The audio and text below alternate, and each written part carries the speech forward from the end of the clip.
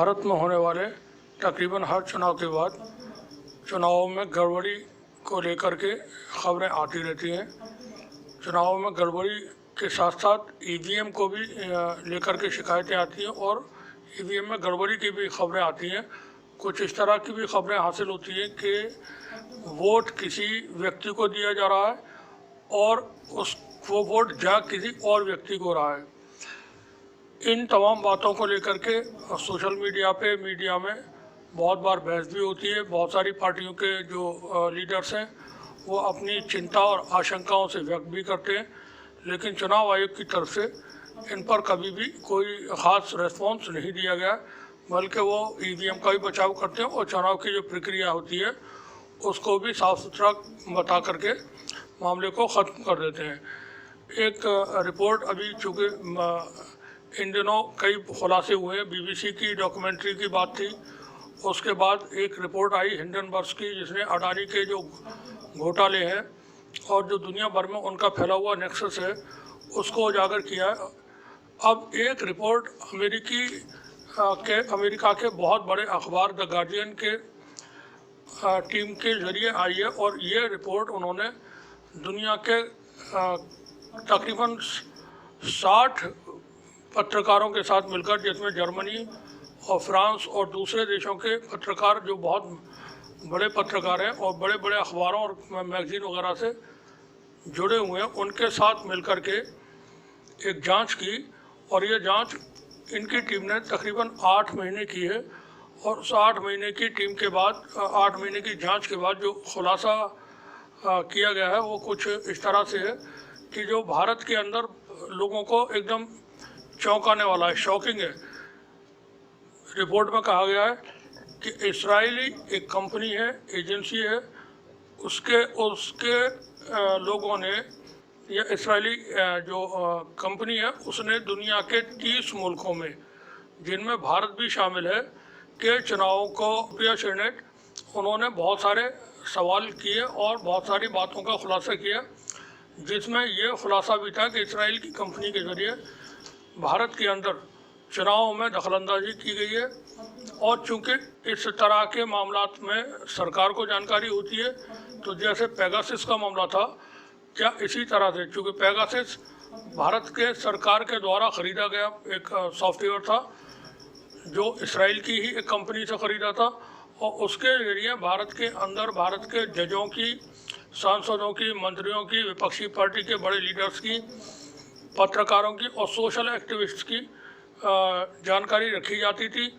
उनके telephone hack किए जाते थे और बहुत बार उनके टेलीफोन में मैनिपुलेट करके और कुछ संवेदनशील मैसेज वगैरह का आदान प्रदान भी दिखाया जाता था, जिसके ज़रिए उनकी बाद में गिरफ्तारियाँ भी होती थी।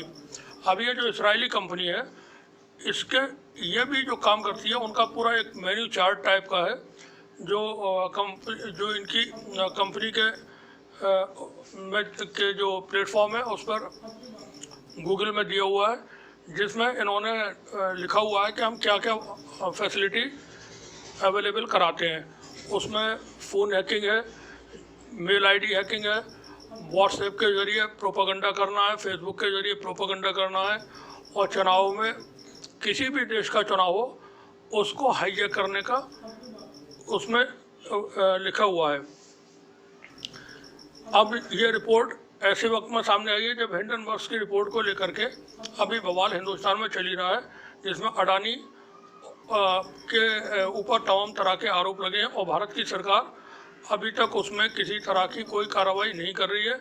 जबकि बीबीसी की डॉक्यूमेंट्री के बाद बीबीसी के दफ्तर पे 60 घंटे तक रेड इनकम टैक्स की चलती रही है, मगर अडानी के यहाँ आज की तारीख तक कोई जांच अधिकारी नहीं पहुँचा है, ना ही उनसे कोई पूछताछ की गई है। अब जब ये रिपोर्ट सामने आई है जो टीम होहे को लेकर के, और गार्जियन, चूँकि गार्जियन दुनिया के बहुत ही प्रतिष्ठित, बहुत ही रेपुटेड एक न्यूज़ पेपर्स में है और अमेरिका से ये अखबार चलता है, उसके लोगों की एक टीम थी।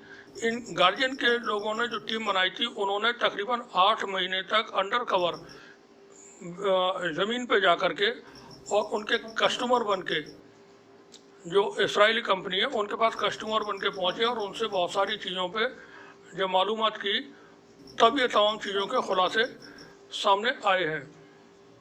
ऐसे में फिर सवाल ये पैदा होता है कि भारत के अंदर जो बहुत बार ऐसा देखने को मिलता है कि कोई उम्मीदवार जिसके जीतने की दूर दूर तक किसी तरह की कोई उम्मीद नहीं होती है और अचानक चुनाव में वो जीत जाता है। एक पार्टी जो चुनाव के वक्त मालूम होता है कि ये पार्टी अब किसे हार जाएगी चुनाव, और विपक्ष की कोई पार्टी चुनाव जीतेगी, लेकिन चुनाव के नतीजे आते हैं कि वो पार्टी एक बम्पर जीत हासिल कर लेती है। तो क्या पहले से इस बात की तैयारी की जाती है? जो हैकर्स हैं और इसराइली हैकर्स हैं उनके ज़रिए कुछ इस तरह का पहले से तमाम चीज़ों का बंदोबस्त कर लिया जाता है कि हमें ये चुनाव हर हाल में जीतना ही है। क्योंकि कांग्रेस की जो नेत्री हैं सुप्रिया सेनेट, उन्होंने कई सारे आरोप लगाए हैं। उसमें एक आरोप ये भी है कि भारत सरकार के जो प्रधानमंत्री नरेंद्र मोदी, उनके 60% फॉलोवर ट्विटर पे वो फर्जी हैं, फेक हैं। इसी तरह से एक खुलासा और हुआ है कि भारत के अंदर तकरीबन 18,000 फेसबुक ग्रुप और पेज हैं जिनके ज़रिए फेक न्यूज़ को परोसा जाता है और लोग उन्हीं फर्जी खबरों को देख करके कुछ मुतासिर भी हो जाते हैं। और ये ट्रेंड पूरी तरह से मेल खाता है भारतीय जनता पार्टी का जो IT सेल है उसके काम करने की, उसके फंक्शनिंग जो है वो मेल खाती है इसराइली एजेंसी के जो अभी खुलासा हुआ उनके लोगों से। तो क्या जो चुनाव हो रहे हैं भारत के अंदर, ये गड़बड़ वाले चुनाव हो रहे हैं जिसको कोई और बैठ करके विदेशों में बैठ करके वो हरवा और जितवा रहा है? ऐसे में इन चुनाव के होने न होने से बहुत मतलब गंभीर बात है कि न होना भी फिर एक बेहतर है इस तरह के चुनाव होने से। अब यहाँ पर EVM को लेकर के जो बात होती है, तो EVM चूँकि जिन देशों ने बनाई थी जिनमें इनका इस्तेमाल होता था और जो डेवलप्ड कंट्रीज़ हैं, वेस्टर्न कंट्रीज़ हैं, अमेरिका है, जापान है और जो दूसरे मुल्क हैं जहाँ इन लोगों ने बनाया था इसको, उन देशों ने EVM के इस्तेमाल को पूरी तरह बंद कर दिया है और वो बैलेट पेपर से चुनाव कराते हैं। तो भारत के अंदर अभी भी जबकि बार बार ये मांग उठती है कि बैलेट पेपर से चुनाव कराए जाएँ, लेकिन सरकार EVM से ही चुनाव कराने पे अड़ी रहती है। अब ये EVM से ही चुनाव क्यों हो? ऐसे में विपक्षी की जो पार्टियां, उनको कुछ एक स्ट्रॉन्ग कदम, मजबूत कदम उठाना चाहिए और बहुत मुमकिन हो तो वो चुनाव लड़ने से साफ मना कर दें कि अगर EVM से चुनाव होंगे तो हम चुनाव नहीं लड़ रहे हैं, आप अपने आप ही चुनाव लड़ लें इसको। तभी जा कर के इस तरह की धांधली चुनावों में जो हो रही है और जो खबरें आ रही हैं वो रुक सकती है। इसके अलावा कोई दूसरा तरीका नहीं है। एक अपडेट है जो कल की खबर है जिसमें हरियाणा में 2 मुस्लिम नौजवानों को वहाँ पर शहीद कर दिया गया और उनको जिंदा जला दिया गया। दोनों राजस्थान से, उनको भरतपुर से, राजस्थान के भरतपुर से उनको किडनैप किया गया था और इनके नाम जुनैद और नासिर हैं। ये लोग, इनके कंकाल एक गाड़ी से बरामद हुए थे और उसमें मोनू मानेसर नाम के एक व्यक्ति जो बजरंग दल का बताया जाता है उसके नाम सामने आया था। नफरती भाषणों को लेकर के सुप्रीम कोर्ट ने अभी पिछले ही महीने, इसी महीने 7 फरवरी को एक बाकायदा एक बयान जारी किया था, एक आदेश दिया था और सुप्रीम कोर्ट ने कहा था कि नफरती भाषण पर किसी भी तरह का कोई समझौता नहीं किया जा सकता है। कोर्ट ने कहा कि अगर सरकार नफरती भाषणों की समस्या को समझेगी तभी समाधान निकलेगा। तो यहाँ पर ये नफरती भाषणों के साथ साथ एक समुदाय विशेष के साथ नफरत का भी मामला है। ये इस तरह की नफरत 2014 के बाद से ही भारत में देखने को मिल रही है। अखलाक अहमद से जो दादरी से शुरू हुआ था वो अब हरियाणा के ये जो वाक़या हुआ है जिसमें जुनैद और नासिर को जिंदा जला दिया गया है उन तक पहुंच चुका है। तो ऐसे में सुप्रीम कोर्ट को इन मामलों को भी अपने लेवल पे देखना चाहिए। स्वतः संज्ञान वो खुद भी इस पे ले सकते हैं कि वो सरकार को कोई आदेश जारी करें कि इस तरह की कार्रवाइयाँ अगर होती हैं तो सरकार को उसमें ठोस कदम, सख्त कदम उठाने चाहिए, वरना ये चीज़ें अभी रुकने वाली नहीं है। एक बार फिर बताते हैं कि हरियाणा के भिवानी में कल एक बोलेरो गाड़ी से जली हुई 2 लाशें बरामद हुई थी। दोनों के कंकाल वहाँ मिले थे और सूचना पर वहाँ पुलिस पहुँच गई थी। पुलिस ने बाद में जांच वगैरह शुरू की। इन दोनों को भरतपुर के गोपालगढ़ से अपहरण कर ले जाया गया था। 15 फरवरी को इनके परिजनों ने, जो जिनकी हत्या हुई है, उन्होंने अपहरण का मामला भी दर्ज कराया था और बाद में मालूम हुआ कि इनको पिटाई की गई इन दोनों की। और जिस गाड़ी में साथ में लेकर गए थे, चूँकि उनको चोटें ज़्यादा आ गई थी, तो उनको फिर उसी गाड़ी में, बोलेरो कार थी, उसमें इनको जैसे भी जलाया गया, जिंदा जला दिया गया। गाड़ी की हालत देख करके मालूम होता है कि उसमें कुछ भी नहीं बचा और सिर्फ 2 लोगों की कुछ हड्डियाँ उसमें बरामद हुई थी। इसी को लेकर आज ट्विटर पे भी एक ट्रेंड बाकायदा चल रहा है, बजरंग दल और एक मोनू मानेसर। तो इनमें कुछ लोग इस तरह के भी हैं जो मोनू मानेसर को बाकायदा अभी एक बचाव करना चाहती हैं उसका, और उसके पक्ष में ट्वीट कर रहे हैं कि वो गोरक्षक है और अगर आज मोनू भैया का कुछ हो गया तो कल तुम भी नहीं बचोगे। वहीं वसीम अकरम त्यागी ने एक वीडियो पोस्ट किया है। वीडियो हम नहीं दिखा सकते हैं चूँकि यूट्यूब की कुछ कम्युनिटी गाइडलाइन और कॉपीराइट के इश्यूज रहते हैं। वसीम अकरम लिखते हैं कि ये वीडियो मोनू मानेसर गैंग का है। गाय की रक्षा के नाम पर यह गैंग किस कदर आतंक मचाता है।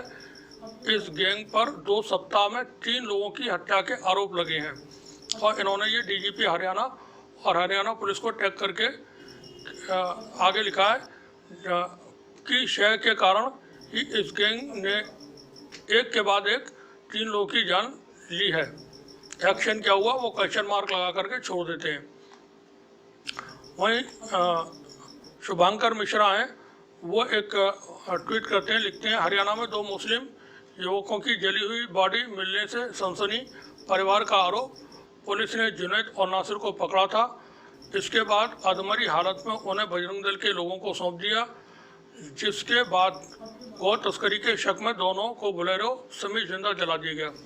मोनू मानेसर पर लगे हैं आरोप। वहीं सदफ आफरीन है, वो लिखती हैं, गौरक्षा के नाम पर लोगों को मारने वाला मोनू मानेसर की कुछ तस्वीरें पुलिस अधिकारियों और ब्यूरोक्रेट्स के साथ हैं। मोनू की तस्वीरें superintendent of police Rajesh Duggal, assistant SP Vipin Sharma, IPS Bharti Arora, commissioner of police Kala Ramachandran और कई अन्य पुलिस अधिकारियों के साथ हैं। इसमें से कुछ तस्वीरें हम आपको यहाँ वीडियो में दिखाने वाले हैं। वहीं एक यूज़र और हैं, लालजी देसाई, वो लिखते हैं, 2 युवकों को जलाकर मार देने की घटना हरियाणा में सामने आई है। हत्या करने वाले मोनू मानेसर का ताल्लुक बजरंग दल से बताया जा रहा है। पुलिस अभी तक मोनू को पकड़ने में नाकाम रही है। हरियाणा में कानून व्यवस्था पूरी तरह ठप हो गई है। लालजी देसाई साहब ने ही कुछ तस्वीरें मोनू मानेसर की बीजेपी के बड़े नेताओं के साथ भी शेयर की हैं, जिसमें वो अनुराग ठाकुर, जो दिल्ली के दंगों के वक्त में गोली मारो का नारा दे रहे थे सड़क पे लोगों के साथ में, उनके साथ थे। और एक में मोनू को गृह मंत्री अमित शाह के साथ देखा जा सकता है। तस्वीरों की पुष्टि हम नहीं करते हैं, लेकिन चूँकि ये तस्वीरें ट्विटर पे पोस्ट की गई हैं, इसलिए हम आपको इन तस्वीरों को यहाँ अपने वीडियो में दिखाने जा रहे हैं। जुबैर मेमन ये लिखते हैं, मैं हरियाणा में एक संगठित गिरोह द्वारा जावेद, जुनैद और नासिर की हत्या की कड़े शब्दों में निंदा करता हूँ। अच्छा, ये बयान जुबैर मेमन ने, ये ट्वीट असदुद्दीन वैसी जो AIM के प्रेसिडेंट हैं उनका है, उसको इन्होंने रीट्वीट किया है। ओवैसी साहब लिखते हैं, मैं हरियाणा में एक संगठित गिरोह द्वारा जुनैद और नासिर की हत्या की कड़े शब्दों में निंदा करता हूं। घटना में नामित एक मोनू मानेसर को हरियाणा में भाजपा सरकार का संरक्षण प्राप्त है, वो इस घटना के लिए जिम्मेदार है। क्या PM और HM इस घटना पर बोलेंगे? ये ओवैसी, असदुद्दीन ओवैसी ने ट्वीट किया है। तो देश के अंदर चीज़ें बिल्कुल ठीक नहीं चल रही हैं। और यहाँ पर एक खबर और बता दें कि अभी 4 दिन पहले की खबर है, हरियाणा के अंदर ही ये हमने अपने यहाँ पोर्टल पे टीसीजंग न्यूज़ का जो हिंदी का हमारा पोर्टल है उस पर भी इसको पब्लिश किया है, जिसमें विशाल, रजत कुमार, सूरज कुमार, सोनू ने मिल करके गायों को जहर खिलाया और इससे 45 गाय मरी। और ये पूरी स्टोरी हमारे यहाँ टीसीजंग न्यूज़ पे हिंदी में आप पढ़ सकते हैं। तो एक तरफ इस तरह की भी वारदात हो रही हैं जब 45 गायों को जहर दे करके मार दिया गया और उनको गिरफ्तार कर जेल भेज दिया गया है। ये गाय करनाल में मरी थी और 16 दिन बाद इसका खुलासा हुआ था। ये गुड़ में जहर मिला करके गायों को खिला दिया करते थे और वो मर जाती थी। बाद में उन गायों का ये चमड़ा वगैरह बेच दिया करते थे। तो देश के अंदर चीज़ें बिल्कुल सही नहीं चल रही हैं। अभी जो राहुल गांधी ने भारत जोड़ो यात्रा निकाली थी और उसमें उन्होंने संदेश दिया था मोहब्बत का, तो ज़रूरत देश को इस वक्त मोहब्बत की है। नफ़रतें समाज के अंदर, इससे माहौल अच्छा नहीं होगा और दरमियान में दूरियां और बढ़ती जाएंगी। तो यहाँ कई सारी चीज़ें हैं जो आज की अपडेट हमने अभी आपके सामने पेश की है। उसमें ख़ास तौर से दोनों ही खबरें, एक तो चुनाव को हाईजैक करने वाली और एक ये जो हरियाणा में 2 लोगों को जला करके मारने वाली हुई है। दोनों ही घटनाएं देश के लोकतंत्र को कमज़ोर करने वाली हैं और इससे देश का भला किसी तरह से नहीं होने जा रहा है। इन पर रोक लगनी चाहिए और इसमें अब बहुत वाज़ेह तौर पर कहना चाहते हैं कि इसमें जिम्मेदारी सुप्रीम कोर्ट की भी आती है कि सुप्रीम कोर्ट सख्ती से हिदायत जारी करे सरकार को कि अल्पसंख्यकों के साथ होने वाली इस तरह की वारदातें बंद हो।